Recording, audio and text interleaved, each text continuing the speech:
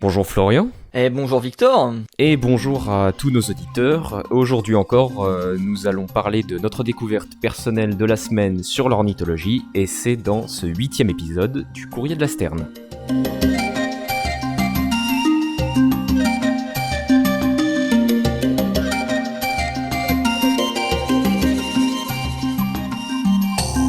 Alors comment vas-tu pour cette 8e du Courrier de la Sterne?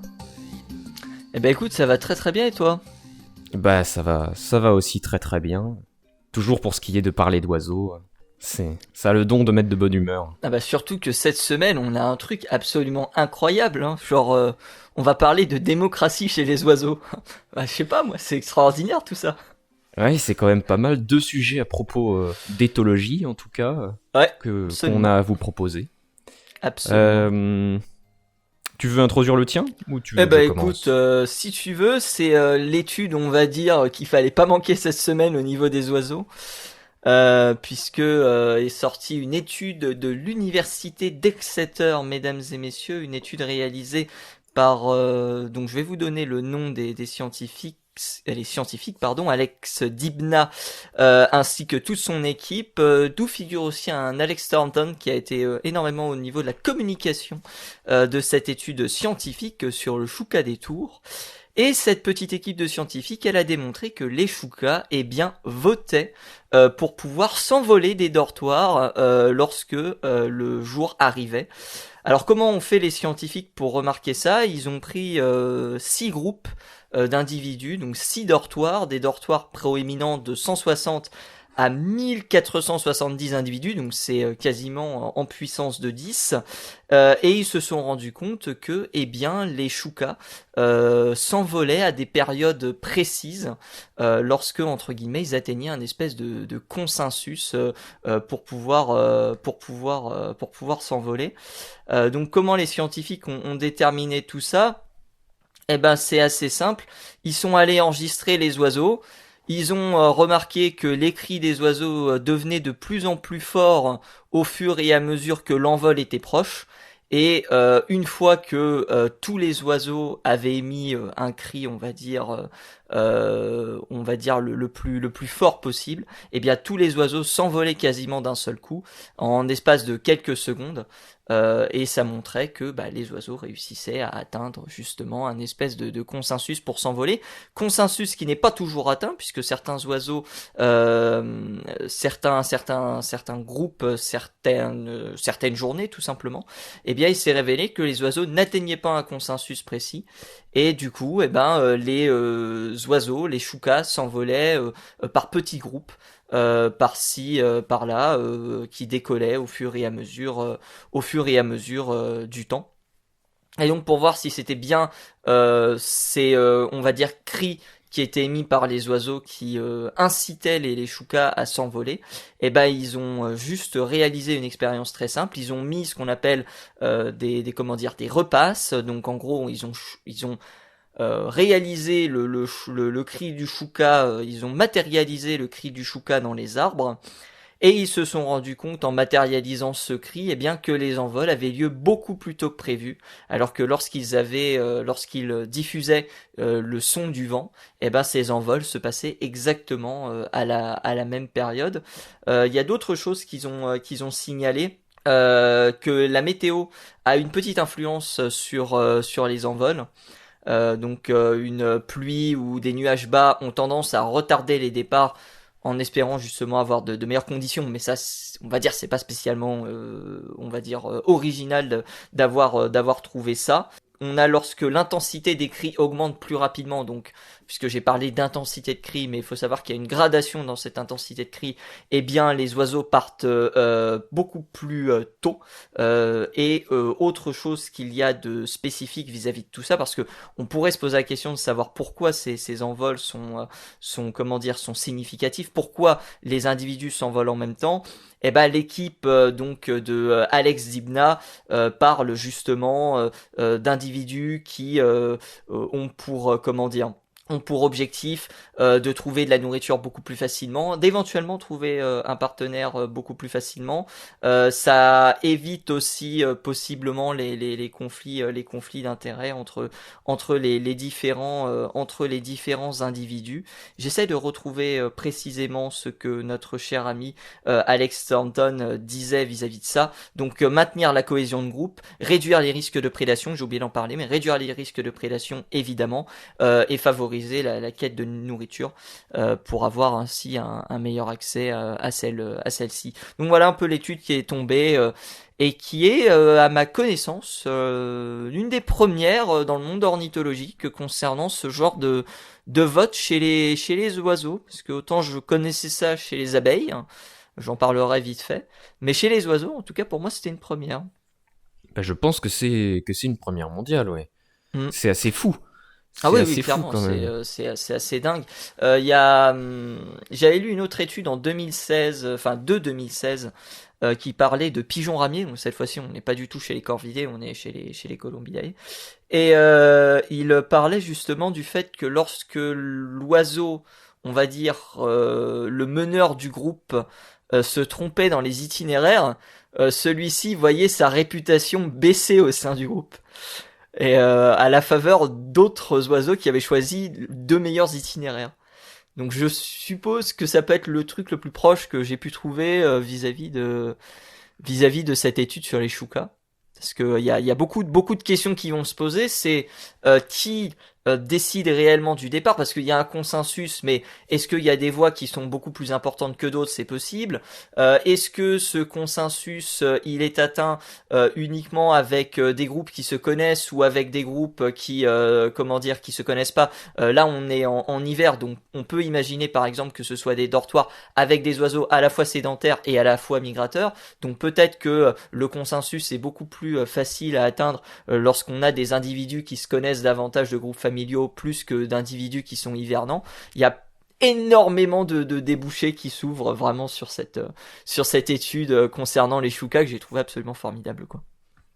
Bah, c'est vrai que c'est absolument formidable. Et puis, ça fait poser la question sur une quantité de comportements qu'on voit probablement pas Hmm. avec des observations classiques. Et c'est très très excitant pour la suite. En fait, je me dis qu'il y a encore une quantité de choses à découvrir comme ça chez les oiseaux et qu'on soupçonne pas du tout. S'il y a 3 ans, on nous avait dit que les choucas faisaient de la démocratie pour pouvoir s'envoler, je suis pas sûr qu'une grande partie de la communauté fan de l'ornithologie y aurait réellement cru. Après, chez les corbeaux, bon, enfin chez les corvidés, Enfin, chez les... c'est le genre de Ouais. truc, tu te dis, ok, c'est normal que ça existe. D'une certaine manière, puisque ce sont des oiseaux très sociaux.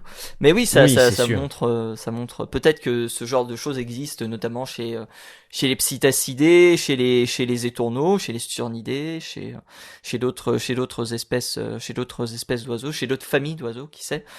Peut-être aussi chez les limicoles, hein, les limicoles qui ont l'habitude de se déplacer en banc. Donc peut-être que justement c'est quelque chose qui existe aussi qui existe là-dessus, quoi. Après, on est très loin du niveau des comment dire, des abeilles, parce que les abeilles, donc, lorsqu'elles ont besoin de chercher un nouvel endroit pour établir leur ruche, lancent en opération des éclaireuses qui vont justement identifier les différents lieux potentiels pour installer la nouvelle ruche. Et elles reviennent ensuite au nid, elles reviennent ensuite au nid, elles reviennent ensuite à la ruche, elles exécutent une danse plus ou moins complexe pour indiquer les directions, aussi bien direction cardinale que direction spatiale, donc c'est-à-dire distance entre les différents lieux, ce qui est absolument incroyable. Et c'est des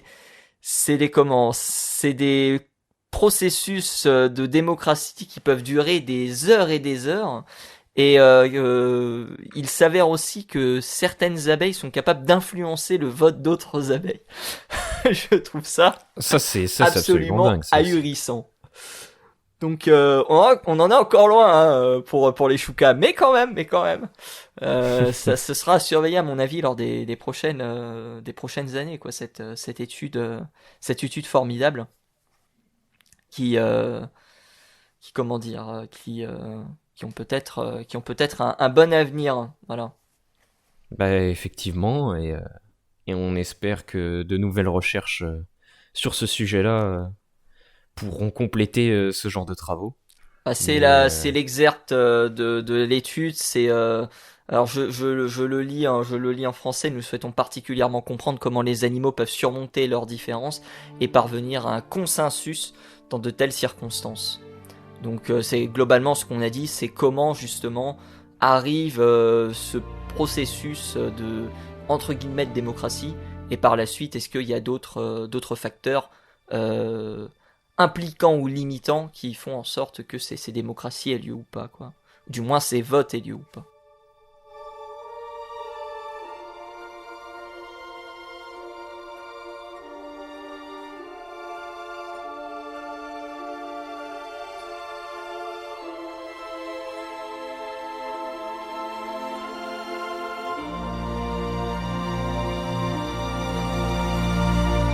Mon cher Victor, désormais, eh ben écoute, tu vas nous parler de quoi aujourd'hui, après avoir parlé des choukas? Enfin, moi j'ai parlé des choukas, mais toi?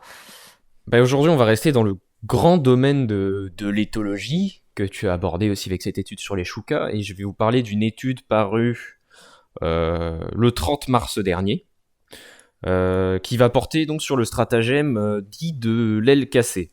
Alors pour introduire un petit peu le sujet, les oiseaux vont avoir tout un tas de comportements, de stratégies pour pouvoir faire face à l'arrivée des prédateurs. On peut par exemple citer le cri qu'on appelle le tec-tec-tec des turdidés notamment, lors de leur fuite, qui permettent d'alerter toute une zone. On va par exemple avoir certains oiseaux de mer de la famille des Procélaridés, comme par exemple le fulmar boréal, qui peuvent régurgiter des substances sur les prédateurs. Beaucoup d'espèces d'oiseaux vont parfois attaquer directement les prédateurs qui arrivent. Les corvidés vont souvent pratiquer l'houspillage, où ils vont, on va dire, harceler les rapaces qui passent assez proches d'eux, afin de se défendre. Et il y a une dernière technique de défense ou de diversion, qui, comme je l'ai dit, est celle de la technique de l'aile cassée, qui permet de simuler une blessure à l'aile, et qui est notamment connue chez le Pluvier Killdeer, on en parlait tout à l'heure avant l'enregistrement, En off, exactement.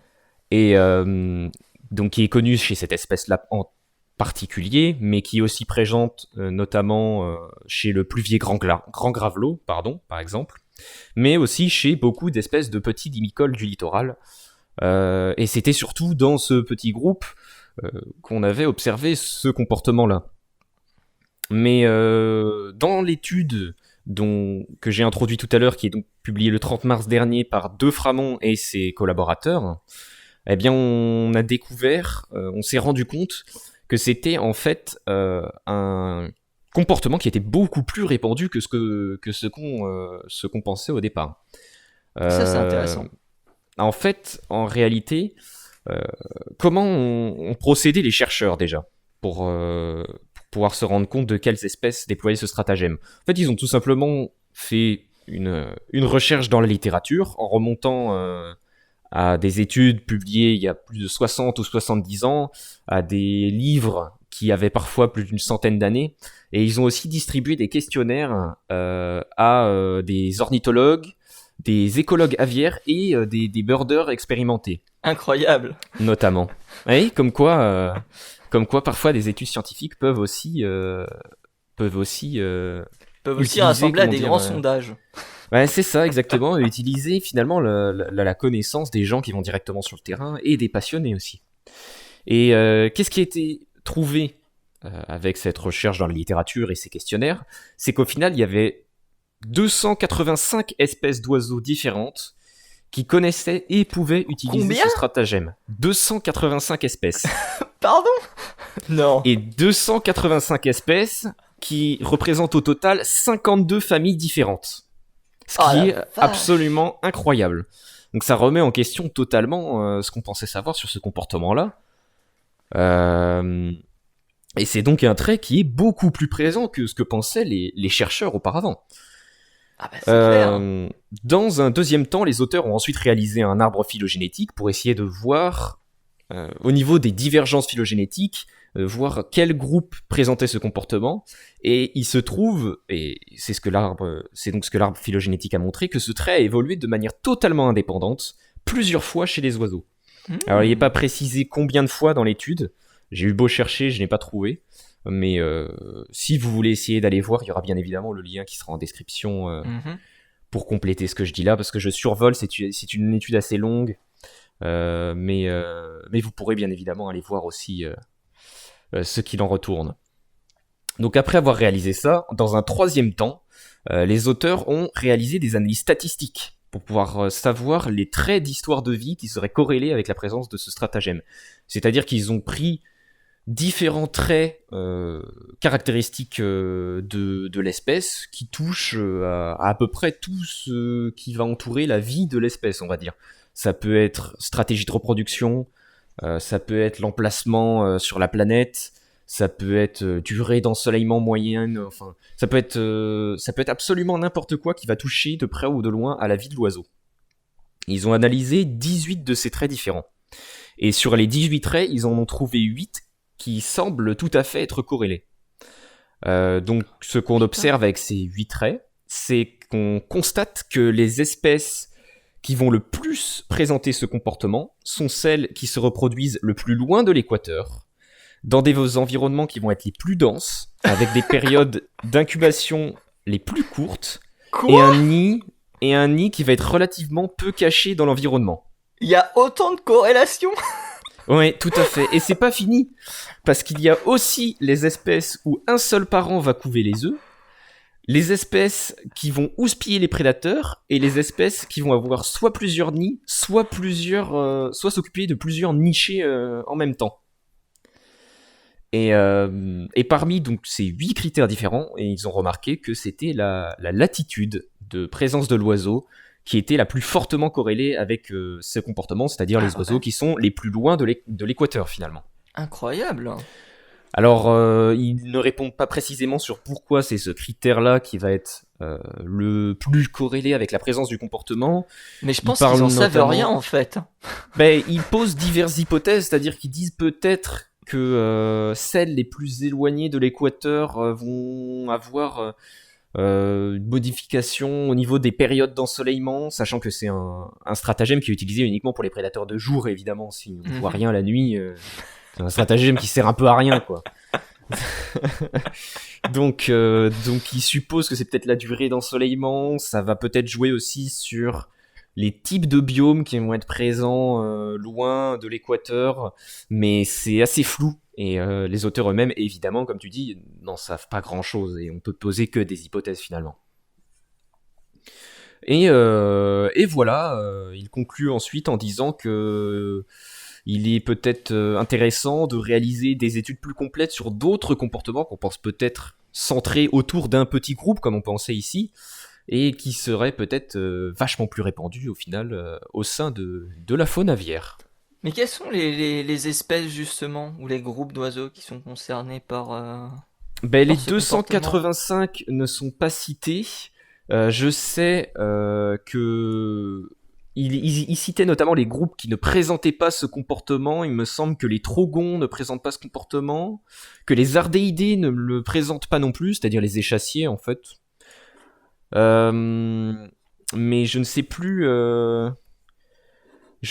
Ah si, je vais avoir les groupes ici.